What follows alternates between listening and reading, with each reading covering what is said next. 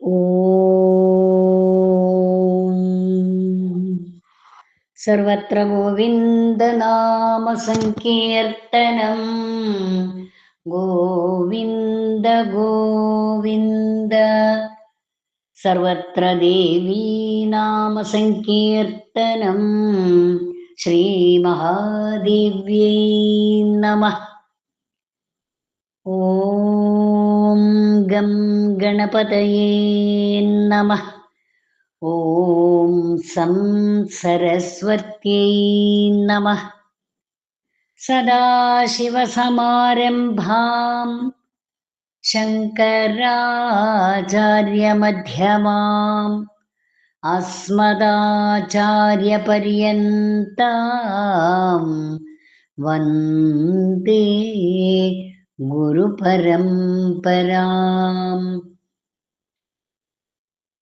ഓം ശ്രീ ഗുരുഭ്യോ നമഃ. മൂകം കരോതി വാചാലം പങ്കം ലംഘയത്തെ ഗിരിം യത്കൃപാതമഹം വന്ദേ പരമാനന്ദമാധവം. പീതാംബരം കരവിരാജിതശംഖചക്രകൗമോദഗീ സരസിജം കരുണാസമുദ്രം രാധാസഹായം അതിസുന്ദരമന്ദഹാസം വാതാലയേശമനിശം ഹൃദി ഭാവയാമി. ഗോവിന്ദ ഗോവിന്ദ ഹരേ മുരാരേ ഗോവിന്ദ ഗോവിന്ദ മുകുന്ദ കൃഷ്ണ ഗോവിന്ദ ഗോവിന്ദ രഥാംഗപാണേ ഗോവിന്ദ ഗോവിന്ദ നമോ നമസ്തേ.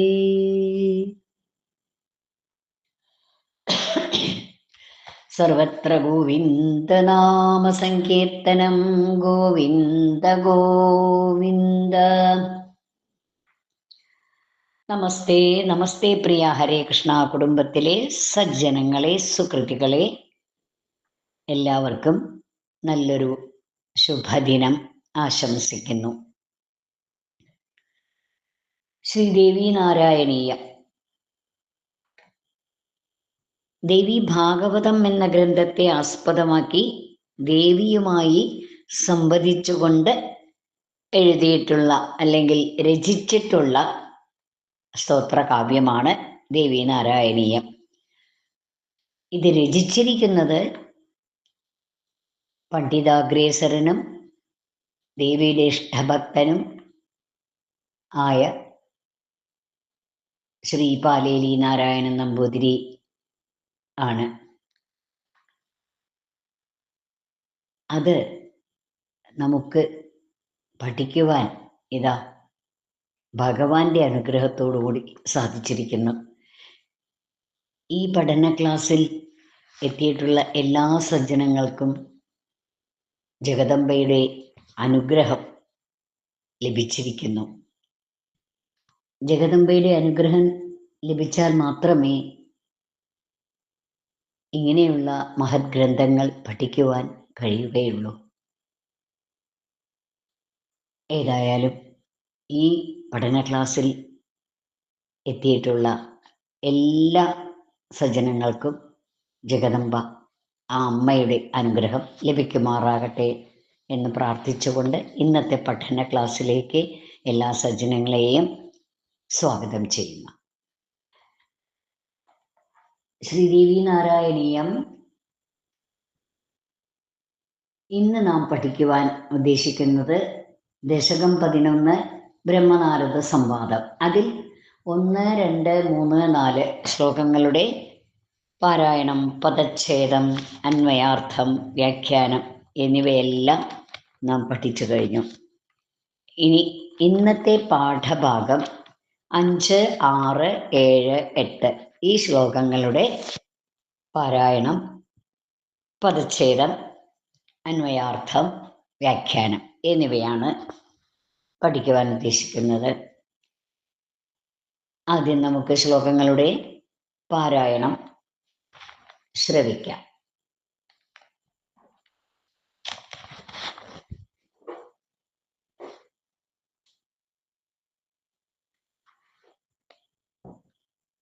ഹരേ കൃഷ്ണ. ശ്രീ ഗുരുഭ്യോ നമഃ.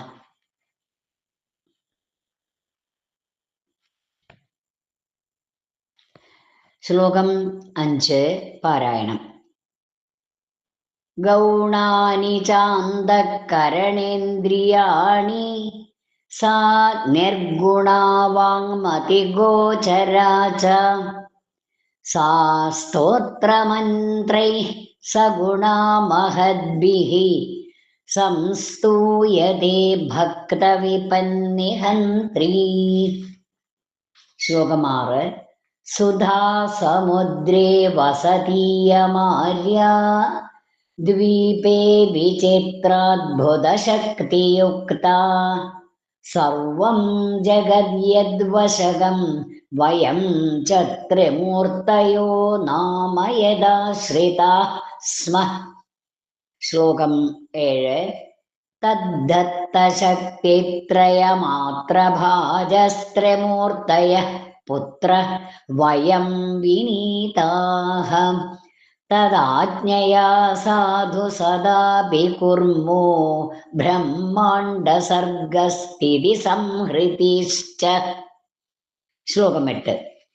ദൈവേന മൂഢം കവിമാതനോതി സാ ദുർബലം തു പ്രബലം കരോതി പങ്കും ഗിരിം ലംഘയതേ ച മൂകം കൃപാവതീ ചാതനുതേ സുവാചം.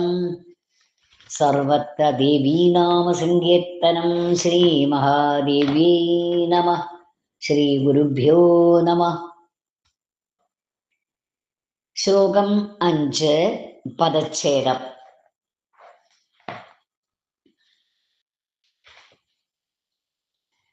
ഗൗണാനി ച അന്തഃകരണേന്ദ്രിയാണി സാ നിർഗുണാ അവാങ്മതിഗോചരാ ച സാ സ്തോത്രമന്ത്രൈഃ സഗുണാ മഹദ്ഭിഃ സംസ്തൂയതേ ഭക്തവിപന്നിഹന്ത്രീ.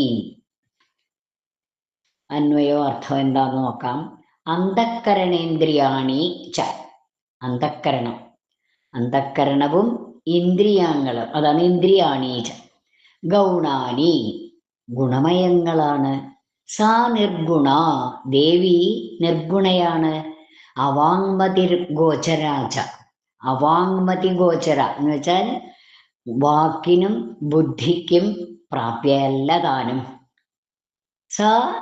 സഗുണ ദേവി സഗുണയും ഭക്തവിപന്നിഹന്ത്രി ഭക്തന്മാരുടെ വിപത്തുകളെ നശിപ്പിക്കുന്നവളുമാണ്. സാ മഹദ്ഭിഃ ദേവി മഹാത്മാക്കളാൽ സ്തോത്രമന്ത്രൈഃ സ്തോത്രമന്ത്രങ്ങൾ കൊണ്ട് സംസ്തൂയതേ സ്തുതിക്കപ്പെടുന്നു. ഈ ശ്ലോകത്തിന്റെ വ്യാഖ്യാനത്തിലേക്ക് പ്രവേശിക്കാം. കഴിഞ്ഞ ശ്ലോകത്തിൽ പറഞ്ഞു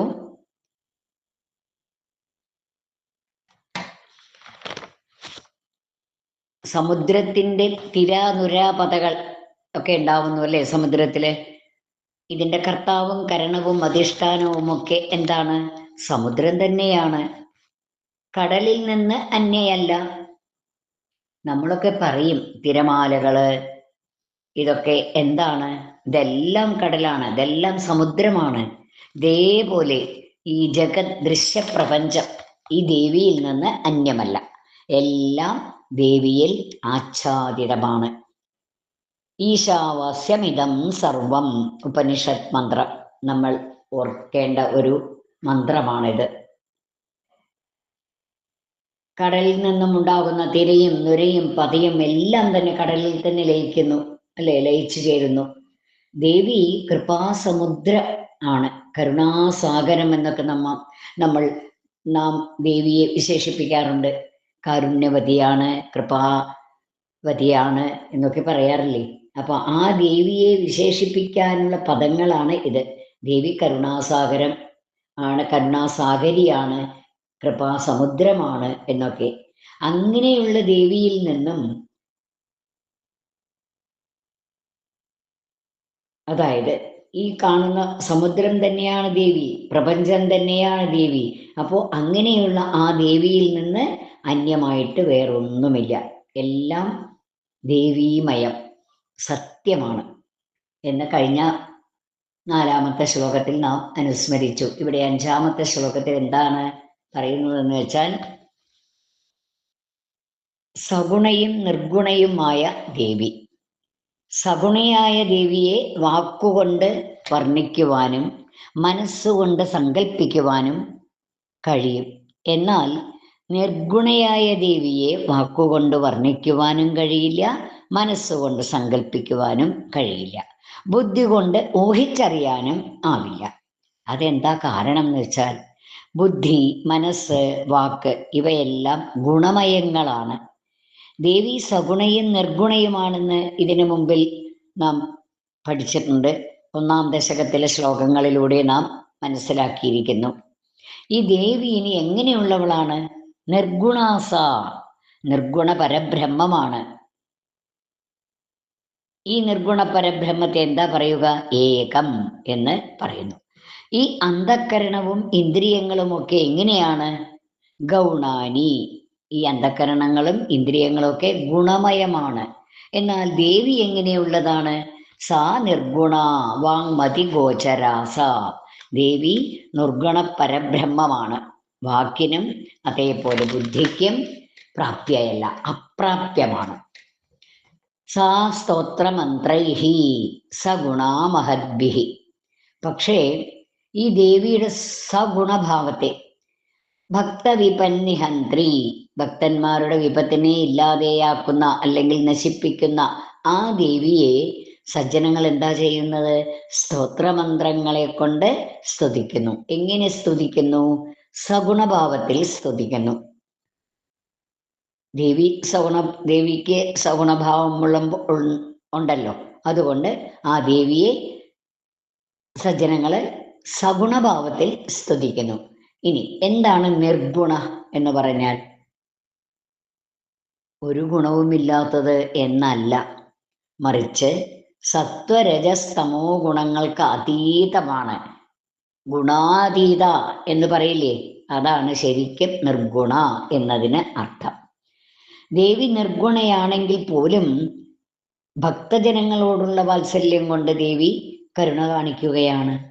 ദേവി കരുണ ചൊരിയുകയാണ് ഭക്തന്മാരിൽ. സ്തോത്രമന്ത്രാദികൾ കൊണ്ട് തന്നെ ഭജിക്കുന്ന ഭക്തന്മാരെ ദേവി അനുഗ്രഹിക്കുന്നു.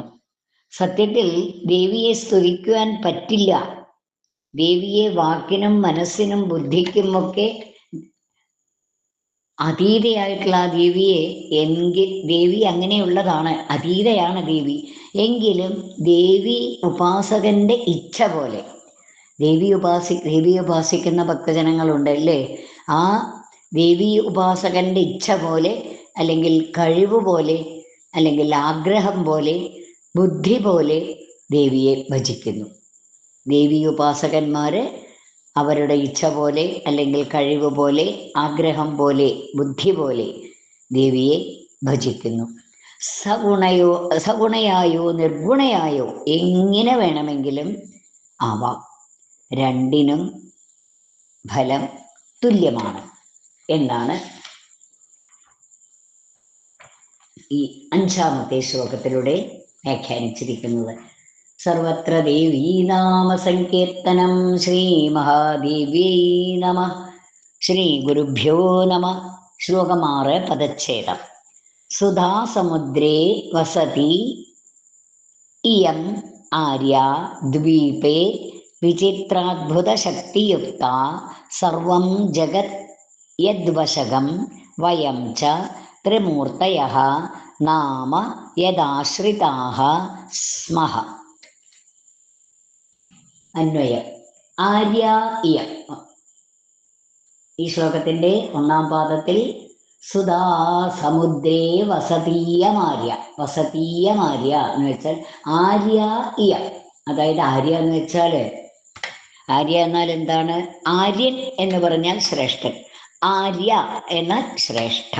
അപ്പോ ശ്രേഷ്ഠയായ ഈ ദേവി സുധാസമുദ്രേ ദ്വീപേ, സുധാസമുദ്ര മധ്യത്തിലുള്ള മണിദ്വീപത്തിൽ വിചിത്രാത്ഭുത ശക്തിയുക്ത, വിചിത്രാത്ഭുത ശക്തികളോടുകൂടി വസതി, വാഴുന്നു അല്ലെങ്കിൽ വസിക്കുന്നു. സർവം ജഗത്, ഈ ലോകമാകെ യദ്വശകം, ഈ ദേവിയുടെ ചൽപ്പടിയിലാണ്. ഈ കാണുന്ന പ്രപഞ്ചം, ഈ കാണുന്ന ലോകം ദേവിയുടെ ചൽപ്പടിയിലാണ്. ത്രിമൂർത്തയ നാമ, ത്രിമൂർത്തികൾ എന്ന് പ്രസിദ്ധരായ, ആരൊക്കെയാണ് ത്രിമൂർത്തികൾ? ബ്രഹ്മാവിഷ്ണു രുദ്രന്മാരല്ലേ. വയം ച, ഞങ്ങളും യഥാശ്രിതാഹ സ്മഹ, ഈ ദേവിയെ തന്നെ ആശ്രയിക്കുന്നു. ഈ 6ാമത്തെ ശ്ലോകത്തിന്റെ വ്യാഖ്യാനം നോക്കാം.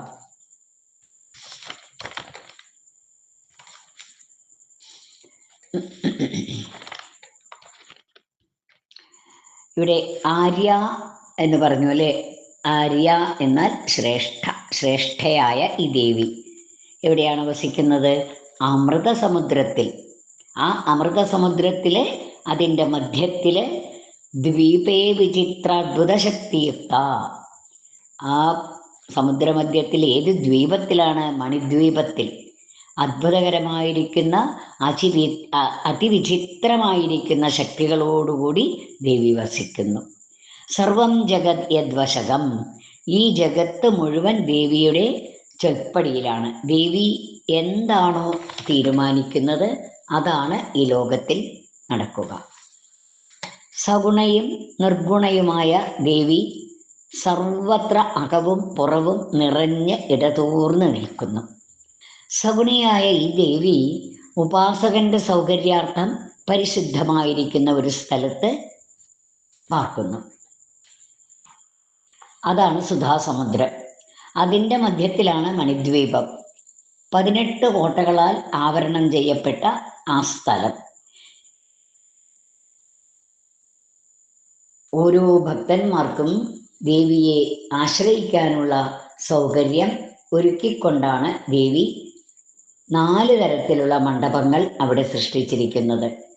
അതായത് ആ 18 കോട്ടകൾ കൊണ്ട് ആവരണം ചെയ്യപ്പെട്ട മണിദ്വീപം, അതിൻ്റെ മധ്യത്തിൽ ആ സുധാസമുദ്രത്തിൻ്റെ മധ്യത്തിൽ മണിദ്വീപം, അതിന് 18 കോട്ടകളാൽ ആവരണം ചെയ്തിട്ടുണ്ട്. അതിൻ്റെ ഏറ്റവും അന്തർഭാഗത്താണ് ചിന്താമണി ഗൃഹം. അവിടെയാണ് 4 മണ്ഡപങ്ങൾ ഉള്ളത്. അവിടെയുള്ള ശൃംഗാര മണ്ഡപം, മുക്തിമണ്ഡപം, ജ്ഞാനമണ്ഡപം, ഏകാന്ത മണ്ഡപം എന്നീ പേരുകളുള്ള 4 മണ്ഡപങ്ങളിൽ ശൃംഗാര മണ്ഡപത്തിലെ പേര് പോലെ തന്നെ സദാസമയവും പാട്ടുപാടിക്കൊണ്ടിരിക്കുന്ന ശക്തികളുടെ സദസ്സിൽ ദേവി ഒരു കേൾവിക്കാരിയായി വർത്തിക്കുന്നു. അപ്പോൾ ശൃംഗാര മണ്ഡപത്തിൽ ദേവി ഇപ്രകാരമാണ് വർത്തിക്കുന്നത് അല്ലെങ്കിൽ വസിക്കുന്നത്. ഇനി മുക്തിമണ്ഡപത്തിൽ ഇരുന്ന് ദേവി മുമുക്ഷുക്കൾക്ക് മുക്തി നൽകുന്നു.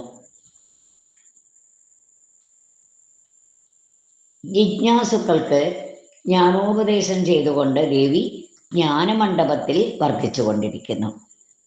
അടുത്തത് ലോകരക്ഷാവിചിന്തനം ചെയ്യുന്നത് എവിടെ? ലോകരക്ഷാവിചിന്തനം ചെയ്യുന്നത് ഏകാന്ത മണ്ഡപത്തിൽ ഇരുന്നു കൊണ്ടാണ്. അപ്പോ ദേവിയുടെ സാന്നിധ്യം ഈ 4 മണ്ഡപത്തിലും എല്ലായ്പ്പോഴും ഉണ്ടായിരിക്കും. ദേവിയുടെ ഈ ലോകം ബ്രഹ്മാവ് നേരിട്ട് കണ്ടതാണ്. ബ്രഹ്മാവ് താൻ കണ്ട ആ ദേവിയെ അല്ലെങ്കിൽ ആ ലോകേശ്വരിയെ ത്രിമൂർത്തികൾ മൂവരും കണ്ടിരിക്കണു. ദേവിയെ ഭുവനേശ്വരി ദർശനം എന്നുള്ള ആ ദശകത്തിൽ നാം അത് മനസ്സിലാക്കി.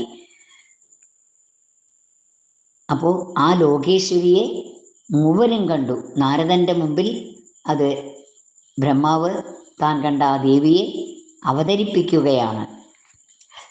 ദശകം 9, 10 ശ്രദ്ധിച്ചാൽ നമുക്കത് അറിയാൻ കഴിയും. വയം ച ത്രിമൂർത്തയോ നാമ യഥാശ്രിതാ സ്മഃ. ത്രിമൂർത്തികൾ, ബ്രഹ്മാവും വിഷ്ണുവും രുദ്രനും. ഞങ്ങൾ 3 പേരും ഈ ദേവിയെ സദാസമയവും ആശ്രയിച്ചു കൊണ്ടേയിരിക്കുന്നു. ബ്രഹ്മാവ് നാരദന് താൻ കണ്ട ദേവിയെ എങ്ങനെയായിരുന്നു ആ ദേവി എന്നുള്ളത് വിവരിച്ച് പറഞ്ഞു കൊടുക്കുകയാണ്. മൂവരും കണ്ടു, ത്രിമൂർത്തികൾ മൂവരും ദേവിയെ കണ്ടു. ആ ദേവിയെ കണ്ടത്, ആ ലോകേശ്വരിയെ കണ്ടത് നാരദന്റെ മുമ്പിൽ അവതരിപ്പിക്കുകയാണ് ബ്രഹ്മാവ്. സർവത്ര ദേവീ നാമ സങ്കീർത്തനം. ശ്രീ മഹാദേവ്യൈ നമ. ശ്രീ ഗുരുഭ്യോ നമ.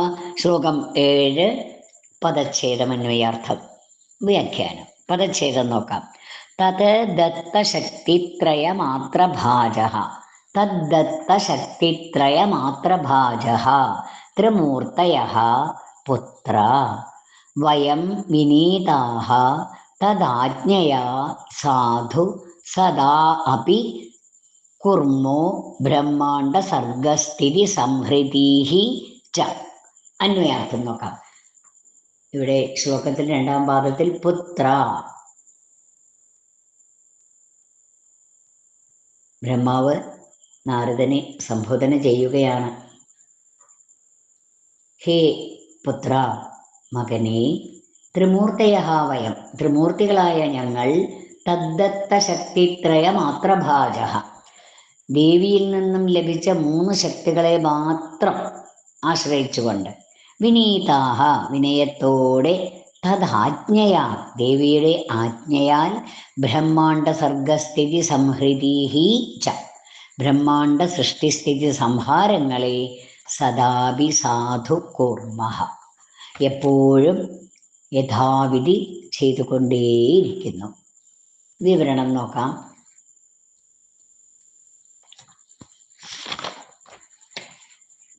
ബ്രഹ്മാവ് നാരദനെ, തൻ്റെ പുത്രനെ സംബോധന ചെയ്തുകൊണ്ട് പറയുകയാണ്. തൻ്റെ പുത്രനാണല്ലോ നാരദൻ.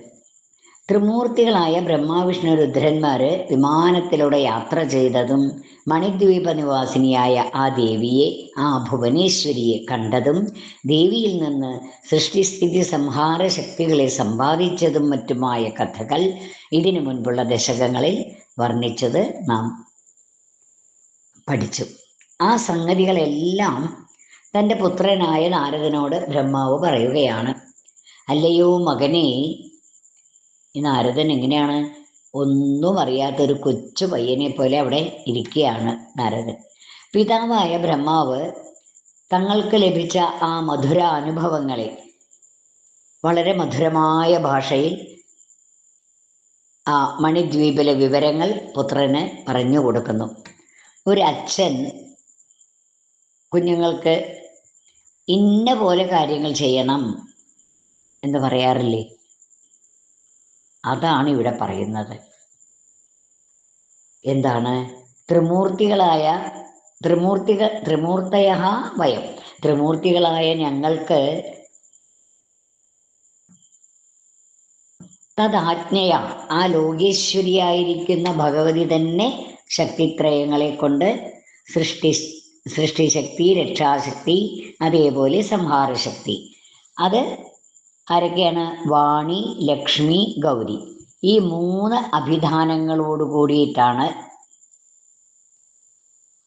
ഇവരുടെ കൂടെ ചേർന്നിട്ടുള്ളത്. ഈ 3 ത്രിമൂർത്തികളോടുകൂടി ചേർന്നിരിക്കുന്നത് ഇപ്രകാരമാണ്: വാണി, ലക്ഷ്മി, ഗൗരി. അതെല്ലാം നാം മനസ്സിലാക്കിയിരിക്കുന്നു. ആ ശക്തികളെ, ദേവിയിൽ നിന്നും ലഭിച്ച 3 ശക്തികളെ മാത്രം ആശ്രയിച്ചുകൊണ്ട്, വേറെ ഒന്നും ഞങ്ങൾക്കില്ല, വേറെ ഒന്നും ഞങ്ങളുടെ ശക്തി കൊണ്ടല്ല, ഞങ്ങളുടെ ശക്തിയല്ല ഇവിടെ, എല്ലാം ആ ദേവിയിൽ നിന്നും ലഭിച്ച ശക്തി കൊണ്ട് മാത്രം, ആ ശക്തികളെ മാത്രം ആശ്രയിച്ചുകൊണ്ട്, അതുകൊണ്ടാണ് വിനീതാഹ, വിനയത്തോടുകൂടി ഞങ്ങൾ ദേവിയുടെ ആജ്ഞയെ വേണ്ടതുപോലെ മനസ്സിലാക്കി, ബ്രഹ്മാണ്ഡ സർഗസ്ഥിതി സംഹൃതിഃ ച, ബ്രഹ്മാണ്ടത്തിൻ്റെ സൃഷ്ടി സ്ഥിതി സംഹാരങ്ങളെ സദാപി സാധു കുർമ്മഃ, എല്ലായ്പ്പോഴും വേണ്ട വിധത്തിൽ ചെയ്തുകൊണ്ടേയിരിക്കുന്നു. അപ്പോൾ ഇവിടെ ഇതാണ് പറയുന്നത്, ഒരു അച്ഛൻ മക്കൾക്ക് കാര്യങ്ങളൊക്കെ പറഞ്ഞു കൊടുക്കും, ഇന്ന കാര്യം ഇന്നതുപോലെ ചെയ്യണം എന്ന്, അല്ലേ? അതാണ് ഇവിടെ പറയുന്നത്. ബ്രഹ്മാവ് പറയണു, ഞങ്ങൾ ആരും തന്നെ സ്വതന്ത്രരല്ല, ദേവിയുടെ ആജ്ഞയ്ക്കനുസരിച്ച് പ്രവർത്തിക്കുന്നവരാണ് ഞങ്ങൾ എന്ന് 7-ാമത്തെ ശ്ലോകത്തിലൂടെ വ്യാഖ്യാനിച്ചിരിക്കുന്നു. സർവത്ര ദേവീ നാമസങ്കീർത്തനം ശ്രീ മഹാദേവ്യൈ നമഃ. ശ്ലോകം 8 പദച്ഛേദം. ദൈവേന മൂഢം കവിം ആതനോതി സാ ദുർബലം തു പ്രബലം കരോതി പങ്കും ഗിരിം ലംഘയതേ ച മൂകം കൃപാവതീ ച ആതനുതേ സുവാചം.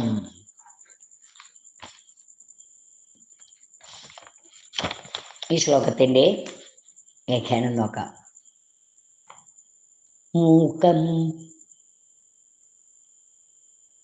മൂകം കരോതി വാചാലം പങ്കം ലംഘയതേ ഗിരിം.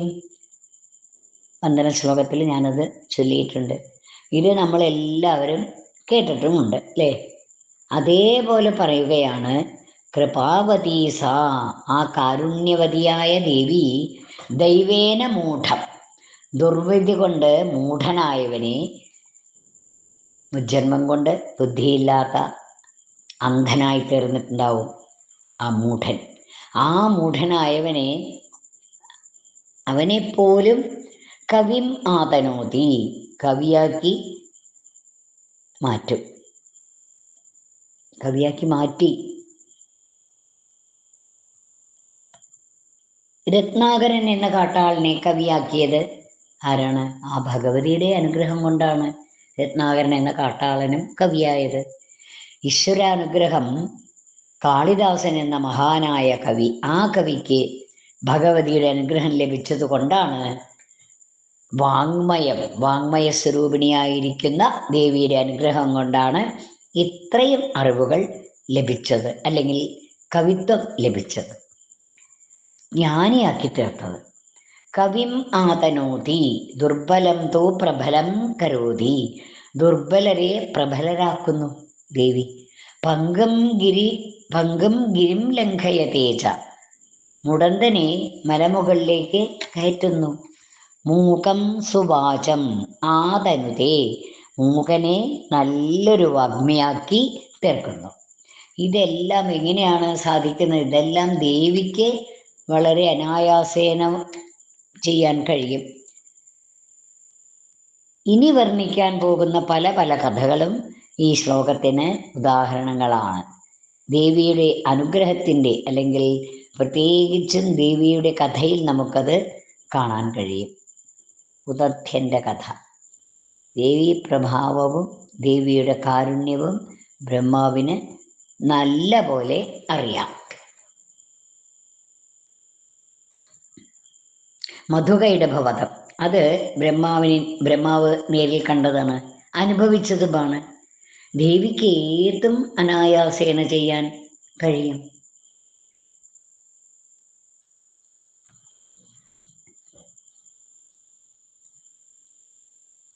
ആ പിതാവായ ബ്രഹ്മാവ് മണിദ്വീപിലെ വിവരങ്ങളൊക്കെ പുത്രന് പറഞ്ഞു കൊടുത്തു, അല്ലേ? ദേവിക്ക് ചെയ്യാൻ കഴിയാത്തതായിട്ടൊന്നുമില്ല. കരുണാമയിയായ ദേവിയാണ്. ആ ദേവിക്ക് ഏതും അനായാസം ചെയ്യാൻ കഴിയും. മൂഢനെ പണ്ഡിതനാക്കാം, ദുർബലനെ പ്രബലനാക്കാം, നടക്കാൻ വയ്യാത്തവനെ കുന്നുകയറാൻ കഴിവുള്ളവനാക്കാം, മൂകനെ വാഗ്മിയാക്കാം. ഭക്തൻ ഏതൊന്ന് ചെയ്യാൻ അപ്രാപ്തനാണോ അത് ചെയ്യാൻ അവനെ പ്രാപ്തനാക്കുന്നു ദേവി. അതാണ് ദേവിയുടെ കൃപാതിരേകം. ഇനി അടുത്ത ദശകങ്ങളിലൊക്കെ വർണ്ണിക്കാൻ പോകുന്ന പല പല കഥകളും ഈ ശ്ലോകത്തിൻ്റെ ഉദാഹരണങ്ങളാണെന്ന് നമുക്ക് പറയാൻ സാധിക്കും. ഇനിയുള്ള ദശകങ്ങളിൽ അതാണ് പറയുവാൻ പോകുന്നത്. അതായത് ഇനി വർണ്ണിക്കാൻ പോകുന്ന പല കഥകളും ഈ ശ്ലോകത്തിന് ഉദാഹരണങ്ങളാണ്. ദേവിയുടെ അനുഗ്രഹത്തിൻ്റെ, പ്രത്യേകിച്ചും അടുത്ത കഥയിൽ നമുക്കത് കാണാൻ കഴിയും. അതെന്താണ്? ഉദധ്യൻ്റെ കഥ.